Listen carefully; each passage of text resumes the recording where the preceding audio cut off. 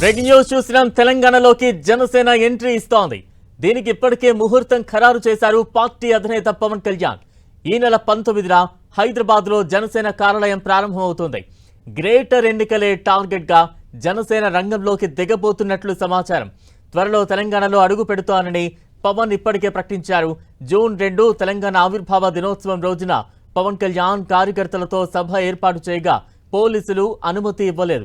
దాంతో హైదరాబాద్లోని తన నివాసంలో మీడియా సమావేశం ఏర్పాటు చేసి తెలంగాణలో తన ఎజెండా ఏంటో బహిరంగంగా ప్రకటించారు.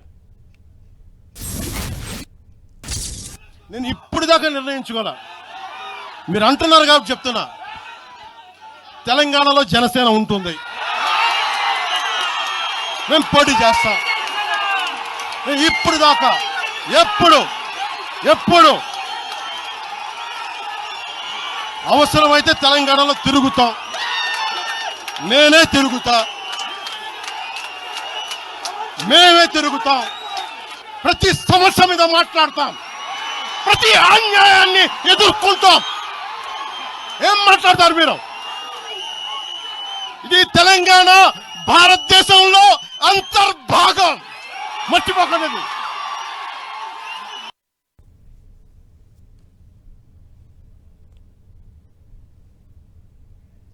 ఇక తెలంగాణలోకి జనసేన ఎంట్రీపై మరింత అప్డేట్స్ అందించేందుకు మా ప్రతినిధి కరుణాకర్ సిద్ధంగా ఉన్నారు. కరుణాకర్, ఆంధ్రప్రదేశ్ డిప్యూటీ సీఎం జనసేన అధినేత పవన్ కళ్యాణ్ తాను సవాల్ చేసిన విధంగానే తెలంగాణలో రాజకీయం ఇక మొదలు పెట్టేందుకు పూర్తి స్థాయిలో సమాహితమైనట్టు తెలుస్తుంది. ఆయన ఈ నెల 19న హైదరాబాద్ లోని నానక్రామ్గూడలో ప్రత్యేకంగా పార్టీ కార్యాలయాన్ని ఏర్పాటు చేసేందుకు ప్రారంభించేందుకు సిద్ధమయ్యారు. ఇందుకు ముహూర్తం కూడా ఖరారైంది. శుక్రవారం రోజు ఉదయం పవన్ కళ్యాణ్ మణికొండ సమీపంలో ప్రత్యేకంగా జనసేన కార్యాలయాన్ని ప్రారంభించబోతున్నారు. మనం చూస్తాం, ఎప్పుడైతే జూన్ 2న పవన్ కళ్యాణ్ ప్రత్యేకంగా హైదరాబాద్ గచ్చిబౌలిలో తెలంగాణ నవనిర్మాణ సంకల్ప సభ పేరు మీద ఒక సమావేశాన్ని ఏర్పాటు చేశారు. సమావేశానికి తెలంగాణ హైదరాబాద్ పోలీసులు అనుమతి ఇవ్వకపోవడంతో ఆయన తన నివాసంలో మీడియా సమావేశాన్ని ఏర్పాటు చేసి పెద్ద ఎత్తున ఇటు అధికార ప్రతిపక్షాలపై ఆయన ఆగ్రహం వ్యక్తం చేసిన పరిస్థితిని మనం చూస్తున్నాం. తన సభకు అనుమతి ఎందుకు ఇవ్వలేదని ప్రశ్నించిన పవన్ కళ్యాణ్ ఖచ్చితంగా తాను తెలంగాణలో రాజకీయం చేసి తీర్చాలని చెప్పి సవాల్ విసిరిన పరిస్థితిని